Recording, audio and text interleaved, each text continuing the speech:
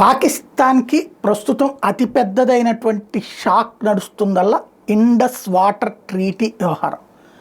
ఏదైతే hydro electric ప్రాజెక్ట్స్కి సంబంధించినటువంటిది, అంటే ఇప్పుడు మననే రాసుకొచ్చారు కదా, చైనా వాడు ఒక పెద్ద భారీ ప్రాజెక్ట్ కడుతున్నాడు, ప్రపంచంలోని అతి ఎత్తైన ప్రాజెక్టు, తద్వారా భారత్కి వాటర్ వెపన్ సృష్టిస్తున్నాడు అన్నట్టు.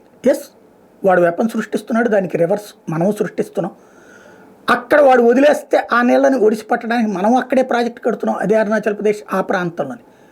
దాన్ని మళ్ళీ మనం కరెంటుకి వాడటానికి ఏర్పాట్లు చేస్తున్నాం.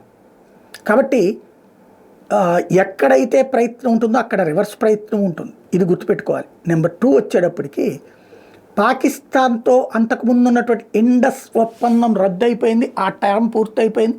సంతకం పెట్టడానికి మోడీ సర్కార్ మళ్ళీ ఎక్స్టెన్షన్కి నిరాకరించింది. కాబట్టి ఇప్పుడు అక్కడ హైడ్రో పవర్ ప్రాజెక్ట్ అనేటటువంటిది పెట్టబోతున్నాం మనం. అది కేంద్ర ప్రభుత్వం క్లియరెన్స్ ఇచ్చింది. అది పూర్తయితే మనం పాకిస్తాన్ మీద వాటర్ బాంబ్ అనొచ్చుగా అప్పుడు.